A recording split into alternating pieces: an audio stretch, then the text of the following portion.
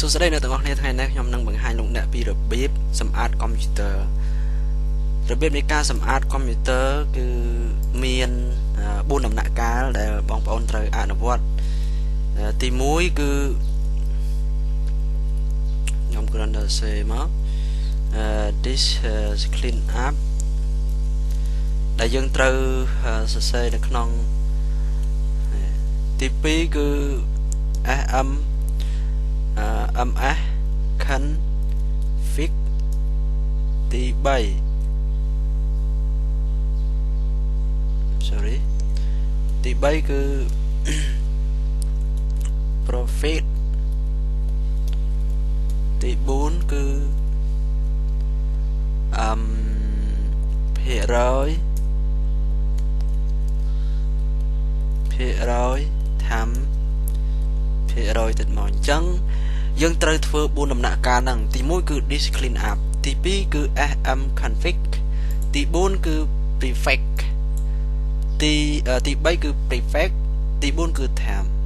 ហ្នឹងគឺភាគរយនៅតង្សាងខាងហើយ tham នៅកណ្ដាលអញ្ចឹងគឺបងប្អូនអាចចូលទៅអនុវត្តជាមួយខ្ញុំអាហ្នឹងគឺការសម្អាតកុំព្យូទ័រពេលដែលយើង set up កម្មវិធីផ្សេងអញ្ចឹងវាមានសំណេះសសល់វាមានសំណេះសសល់កាលណាយើង set up ទៅជួនកាលកម្មវិធីខ្លះវាអត់ support អញ្ចឹងទៅយើង set up បានពាក់កណ្ដាលស្រាប់តែវាអត់ support វាក៏មិនអាចសម្រេចបានដល់ពេលហ្នឹងគឺសំណេះសសល់វានៅក្នុងកុំព្យូទ័ររបស់យើងអញ្ចឹងធ្វើឲ្យ speed នៃកុំព្យូទ័រហ្នឹងគឺវាផ្ទុកច្រើននៅសំណេះសសល់អញ្ចឹងគឺបងប្អូនអាចដើម្បីសម្អាតវាបានហ្នឹងគឺដែលខ្ញុំបង្ហាញហ្នឹងគឺមាន4ដំណាក់កាលហ្នឹងគឺយើងអាចសម្អាតបានអញ្ចឹងមុនដំបូងគឺយើងទី1នេះគឺយើងចូលទៅក្នុង start នេះចូលទៅក្នុង start ហើយយើងសរសេរពាក្យថា clean នេះមកនេះវាចេញ this clean up អញ្ចឹងយើងចុចលើវាមកហើយកន្លែងនេះគឺជាកន្លែងមួយសម្រាប់យើងជ្រើសរើសត្រី D ត្រី C ដែលយើងត្រូវសម្អាតតាមក៏ពិតកន្លែងនេះយើងត្រូវសម្អាតទាំងពីរហ្នឹងប៉ុន្តែវាសម្អាតបានម្ដងបានតែមួយទេមិនមែនបានទាំងពីរអញ្ចឹងទេអញ្ចឹងយើងសម្អាតនៅលើត្រី C អញ្ចឹងគ្រាន់តែចុចលើត្រី C ជ្រើសរើសត្រី C មកយើងចុច OK វាចាប់ផ្ដើមសម្អាតឲ្យយើងហើយដោយសារកុំព្យូទ័ររបស់ខ្ញុំទើបតែឈូសថ្មីអញ្ចឹងគឺវាមិនសូវមានសំណេះសសល់ទេអញ្ចឹងគឺប្រសិនបើកុំព្យូទ័របងប្អូនមានហៅថា space ផ្ទុក space ច្រើនពេកឬថាដាក់កម្មវិធីតិចសោះហេតុអីក៏ space របស់យើងជិតអស់តាមក៏ពិតមូលហេតុធំនោះគឺមកពីយើងអត់ដែលសម្អាតវាចឹងហ្នឹងគឺវាកំពុងតែដើរហើយអញ្ចឹងគឺបងប្អូនរងចាំវាបន្តិចទៅហ្នឹងអាហ្នឹងគឺនេះកន្លែងនេះ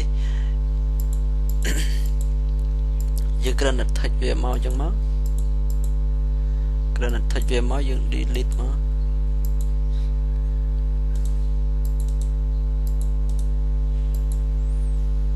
នេះការអាហ្នឹងទី1ទី2ដំណាក់កាលទី2គឺ ms config យើងអាចអនុវត្តបានយើងចុចទៅលើ start ហើយយកពាក្យថា all program យើងយកពាក្យថា accessory ហើយយកពាក្យថា run នេះកន្លែងនេះអាហ្នឹងគឺជំហាននៃការបើកដើម្បីសរសេរពាក្យ ms config ហ្នឹង ms config ហើយយើង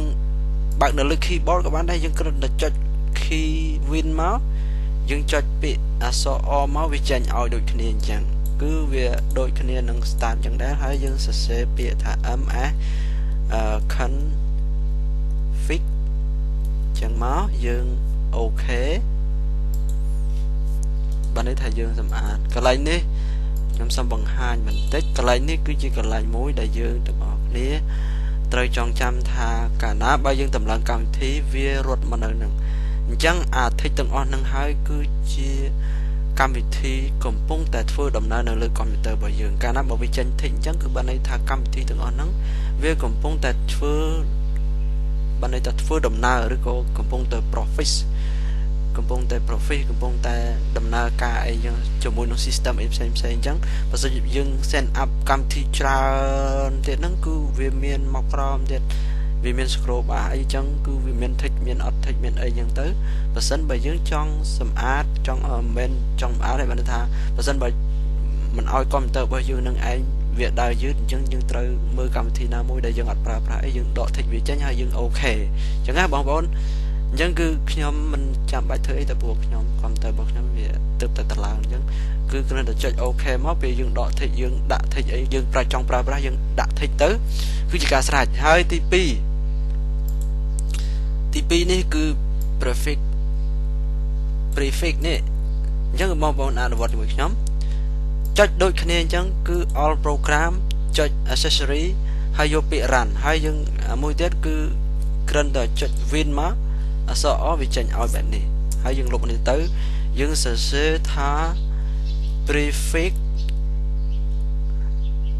tch អញ្ចឹងមកអូខេឬក៏ enter មកអញ្ចឹងគឺនេះជាសំណេះ special របស់យើងដែលយើង set up ទៅហ្នឹងវាជាសំណេះ special មួយអញ្ចឹងបងប្អូនគ្រាន់តែ control L ទៅលុបវាចង់លុបមិនឲ្យសំណេះ special នៅក្នុងធុងសារ៉ាំយើងគ្រាន់តែចុច shift delete ទៅ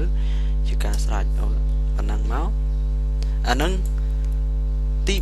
3ហើយចំពោះទី4នេះដូចគ្នាអញ្ចឹងគឺយើងគ្រាន់តែចូលទៅក្នុង start all program ហើយយកពាក្យ accessory មកយកពាក្យ run អញ្ចឹងមកហើយមួយទៀតយើងចុចនេះមកក៏ដូចគ្នាអញ្ចឹងដែរយើងចុចភាគរយហើយ theme theme ចុច OK ឬក៏ enter មកជាការស្រេចហើយ control A មកលុបវាដោយសារកម្មវិធីមួយចំនួនវា support ជាមួយនឹងកម្មវិធីនៅក្នុងកុំព្យូទ័រអញ្ចឹងយើងអាចលុបអស់ទេវាលុបអស់តែអ្វីដែល